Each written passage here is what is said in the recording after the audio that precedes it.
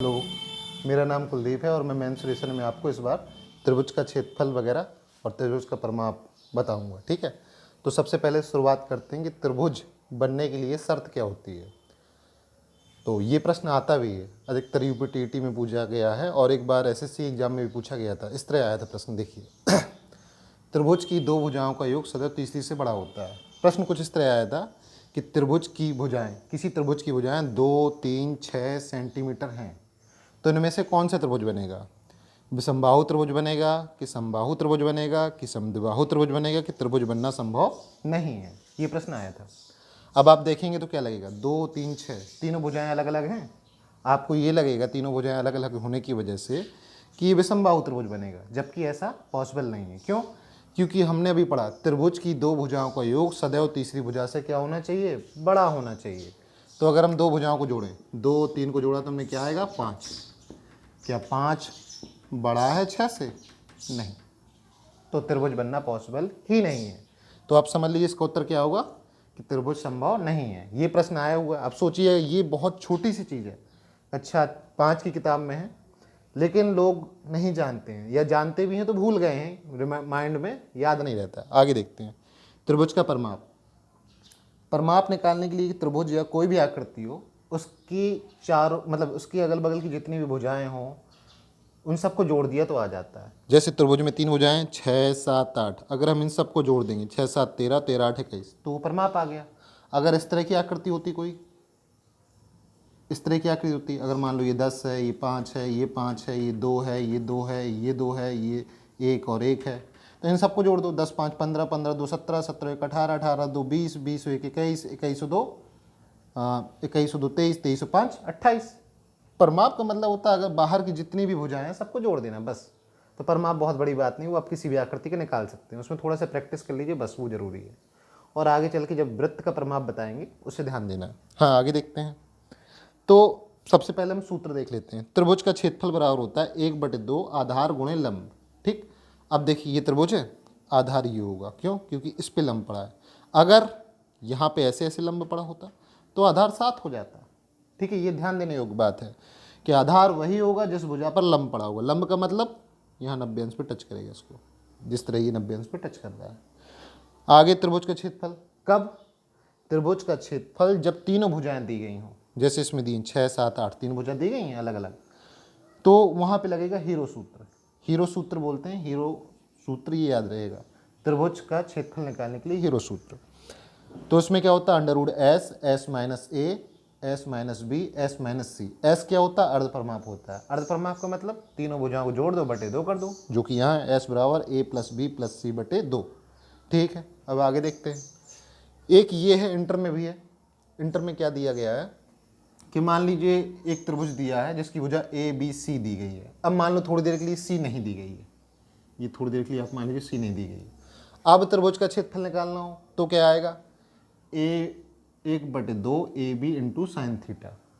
Theta का मान मतलब जैसे अगर 30 अंश दिया तो साइन 30 की वैल्यू रख देंगे, साइन 60 दिया, यहाँ 60 दिया तो साइन 60 की वैल्यू, 45 दिया तो साइन 45 की वैल्यू, वो आपको सवाल में दिया रहेगा।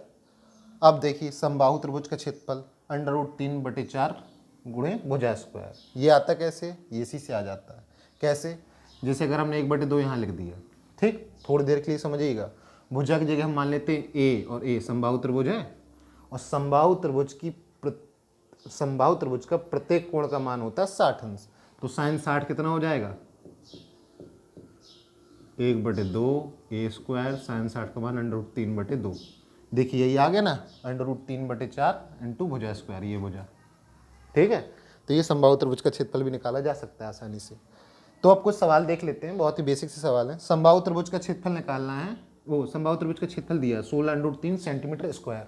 हाँ, एक चीज और, परिमाप का क्षेत्रफल, वो परिमाप की इकाई जो है सेंटीमीटर या मीटर में होगी, लेकिन क्षेत्रफल की इकाई जो होगी वो वर्ग मीटर या वर्ग सेंटीमीटर में होगी। ये याद रखने योग्य बात है। ठीक, और एक प्रश्न भी है, कक्षा शायद 8 या 9 में होगा, मुझे याद नहीं है। बेसिक सी पूछ लेते हैं आदमी कि 1 वर्ग मीटर में कितने वर्ग सेंटीमीटर। कई लोग गलत कर देते हैं, तो उसके लिए देख लेते हैं, यहीं लगा देता हूँ मैं। प्रश्न किस तरह रहेगा, एक वर्ग मीटर में कितने वर्ग सेंटीमीटर निकालना है। यहाँ पे ध्यान से देखिएगा, एक मीटर में कितने सेंटीमीटर होते हैं, 100, ठीक। और एक मीटर का गुणा और यहाँ पे करा दो तो क्या हो गया, ये एक वर्ग मीटर हो गया। यहाँ पे भी 100 सेंटीमीटर का गुणा यहाँ पे करा दो, ये भी 100 सेंटीमीटर, ये भी 100 सेंटीमीटर, कितना हो जाएगा, कितने वर्ग सेंटीमीटर। कुछ लोगों ने मन में सोचा हुआ कि एक वर्ग मीटर बराबर 100 वर्ग सेंटीमीटर, जबकि ऐसा नहीं है। एक मीटर में 100 सेंटीमीटर, इसी तरह यहाँ एक मीटर में 100 सेंटीमीटर, इनका गुणा हो जाएगा तो 10,000 वर्ग सेंटीमीटर उत्तर आएगा। तो चूंकि ये बेसिक सी बात है लेकिन पता होनी चाहिए। आगे देखते हैं, समबाहु त्रिभुज का क्षेत्रफल 16√3 वर्ग सेंटीमीटर है। हमें क्या निकालना, परिमाप निकालना है। तो हम समबाहु त्रिभुज का क्षेत्रफल क्या जानते हैं, √3/4 गुणे भुजा स्क्वायर। भुजा स्क्वायर को हम मान लेते हैं ए का स्क्वायर बराबर, यहाँ पे कितना दिया, 16√3। √3 से √3 कट गया, ए स्क्वायर बराबर 4 को वहाँ भेज देंगे, 16 चौको 64 हो जाएगा। ए बराबर कितना आ जाएगा, 8। अब सोचिए उस त्रिभुज का परिमाप निकालना है जिसकी प्रत्येक भुजा 8 दी गई हो। क्या करते हैं परिमाप में, सभी को जोड़ देंगे, 8 का 8, 8 2 16, 8 3 24। तो परिमाप कितना आ जाएगा, 24 सेंटीमीटर। क्यों, क्योंकि वर्ग सेंटीमीटर में इसका मात्रक दिया गया है। अब समकोण त्रिभुज की भुजाएं 8 व 10 दी गई हैं, इसका क्षेत्रफल निकालना है। ये थोड़ा सा ट्रिकी क्वेश्चन है, जानबूझ के डाला हमने, कई लोग ध्यान नहीं देते हैं, ध्यान देनी चाहिए। देखिए सबसे पहले हाँ, एक त्रिभुज बनाया जो समकोण हो। समकोण का मतलब उसका एक कोण 90 अंश का होगा। अब ध्यान से देखिएगा, अगर हमने इससे 8 मान लिया, थोड़ी देर के लिए हम इसी को मान लेते हैं, यहाँ पे ये 8 मान लिया हमने, तो समकोण त्रिभुज आ गया तो तुरंत पाइथागोरस प्रमेय लगना निश्चित है। तो यहाँ 8 आ गया तो यहाँ 10 आ जाएगा। जब ये 8 और 10 तो ये 6 आ जाएगा।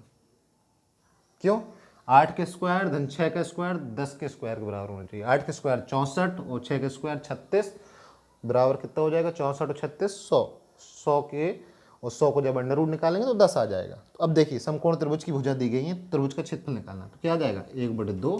त्रिभुज बन गया तो क्षेत्रफल आ जाएगा। आधार कितना है, 8 गुणे लंबे कितना है, 6। 2 से काट दो इसको, ये 4 बचा, 4 6 24 वर्ग। अब इसमें नहीं दिया हमने, मान लीजिए सेंटीमीटर दे दिया हमने, यहाँ पे वर्ग सेंटीमीटर आ गया, या सेंटीमीटर स्क्वायर भी लिख सकते हैं। अब आगे देखते हैं। हाँ, एक प्रश्न ये है, ये यूपी टेट 2019 का पेपर है, पेपर में आया हुआ मैथ का प्रश्न है। त्रिभुज ABC एक समद्विबाहु त्रिभुज है और कोण ABC मतलब कोण भी 90 अंश है। देखिएगा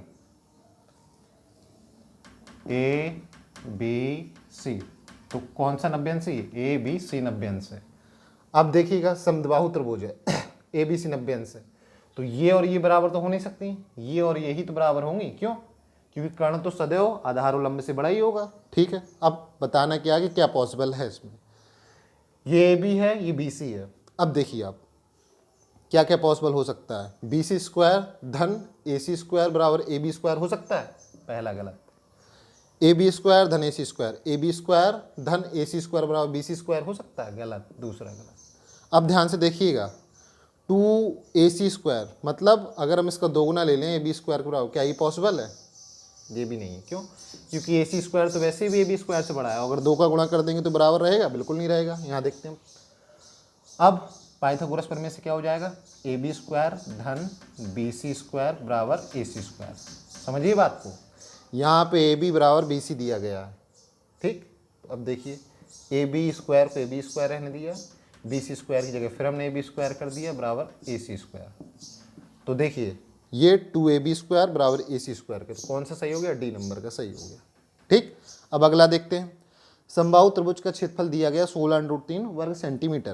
त्रिभुज की ऊंचाई बताना है, तो त्रिभुज का क्षेत्रफल बराबर क्या होता है, 1/2 आधार गुणा लंब, होता है कि नहीं होता है।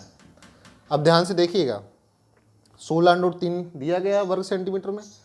अगर ये समबाहु त्रिभुज है तो हम लोग क्या कर सकते हैं, इसकी एक भुजा निकाल सकते हैं। ये देखिए थोड़ी देर के लिए इसको हम ब्रैकेट में यहाँ लगा देते हैं। 16√3 बराबर √3/4 इंटू भुजा स्क्वायर। √3 से √3 कट गया, A स्क्वायर बराबर 64, A बराबर कितना आ गया, 8। भुजा कितनी आ गई, 8।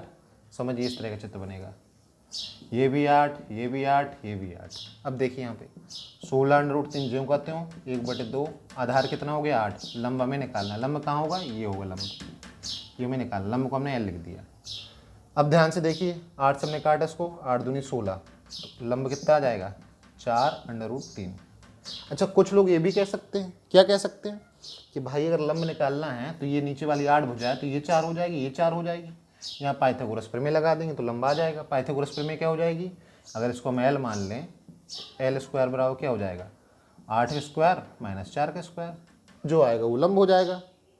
एक तरीका तो ये भी हो गया, 2 तरीके हो गए। अब 5वां सवाल है, त्रिभुज का क्षेत्रफल ज्ञात करना है जब उसकी भुजा एक 8 दी हो, 5 दी हो और उनके बीच का कोण 30 अंश दिया हो, जो कि इस सूत्र से लगेगा। इसका जवाब आप लोग देंगे कमेंट सेक्शन में। धन्यवाद, थैंक यू।